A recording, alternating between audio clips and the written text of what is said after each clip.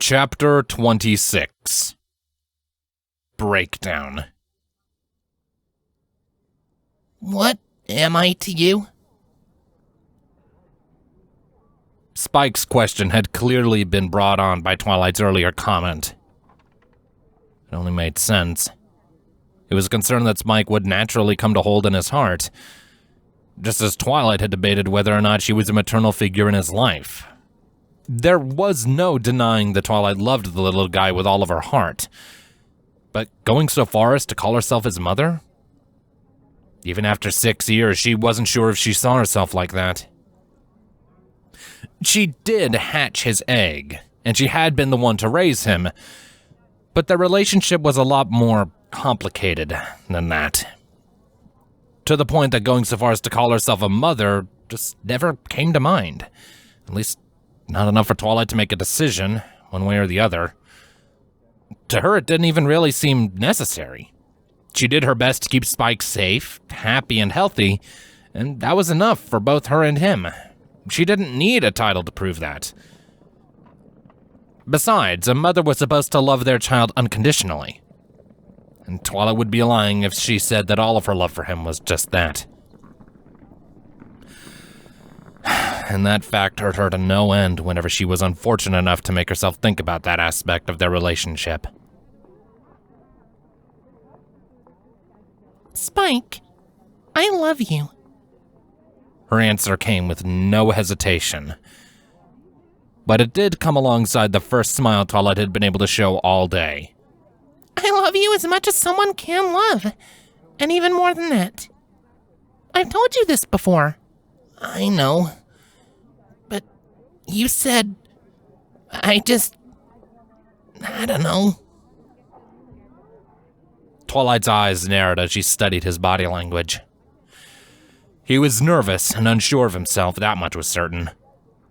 The conclusion to the conversation with Rainbow had gotten to him in a different way than it had to Twilight.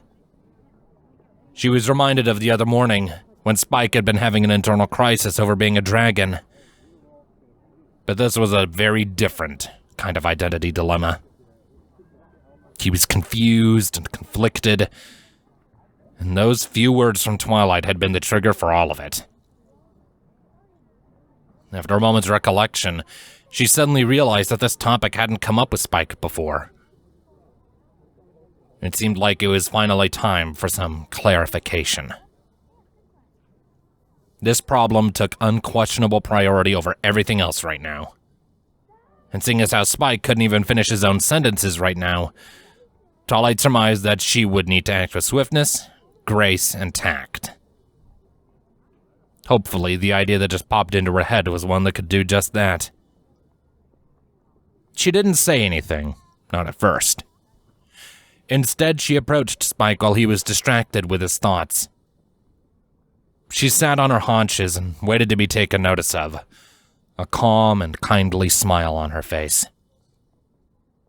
It took a bit for Spike to finally notice his caretaker's gaze, his conflicted eyes growing wide when he did. His immediate response was to try and back away, but he managed to anchor himself in place. The silent stare-down did not last long before Twilight made the first move. Moving slowly, so as not to startle him, she pulled him into a tender embrace. She stayed absolutely silent as she did this, emphasizing the hug with her wings as she secured her gentle hold on her closest companion. Spike simply sat there, letting this happen as his frantic mind began to try and catch up with what was going on. His look of shock slowly faded, his eyes closing as he returned to the hug, resting his chin on Twilight's shoulder. And following her example, Spike said nothing. And now that Spike couldn't see her face, Twilight finally allowed herself to grimace. Just as she had said earlier, she did love Spike. She loved him more than she ever thought she could love another living thing. The circumstances that had brought him into her life were ones that Twilight wouldn't change for the world, and she meant that sentiment, in spite of those circumstances. but she knew that there was a small piece of that love that had been born for severely selfish reasons. After all, Spike was a dragon. A very unique dragon, but still a dragon. And way back when the little guy didn't even live with her, there was a study on him at the Queen's request. Nothing invasive or harmful, just some examinations and a few blood draws. It was how they found out everything they currently knew about him, and whatever other long dragons were out there. It was how they figured out he was an omnivore. It was how they figured out his gender. And it was how they came to the hypothesis that his lifespan was about the same as his more well-known cousins. Thousands of years, at the absolute minimum. It wasn't the only reason she had grown attached to him. It wasn't even a deciding factor. But even though she absolutely hated herself for it, it did help.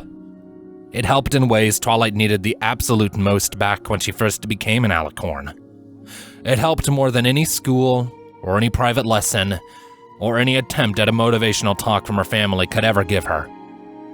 Spike was far more to her than just a dragon, or a friend, or a loved one. To Twilight Sparkle, Spike was her hope.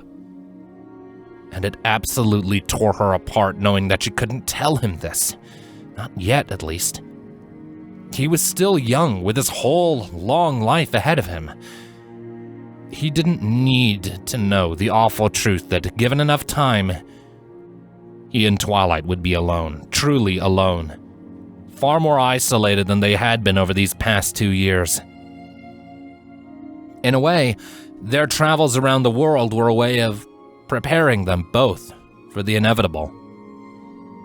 Other ponies and other people just don't last forever. Someday, they would just never see certain people again. They'd be gone. They'd be dust. A lingering dread that Twilight had been carrying deep inside of her for 6 long years. One that she hoped to spare Spike from for as long as she possibly could.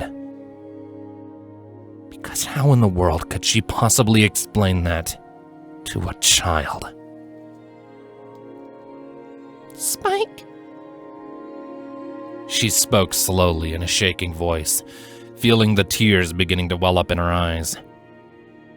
It hadn't taken much to drag up this wellspring of repressed emotion, and she was fighting as hard as she could to keep herself together. For his sake. And for hers. There was a pause where silence took over, but Spike was able to give an answer before long. Yeah? You're everything to me.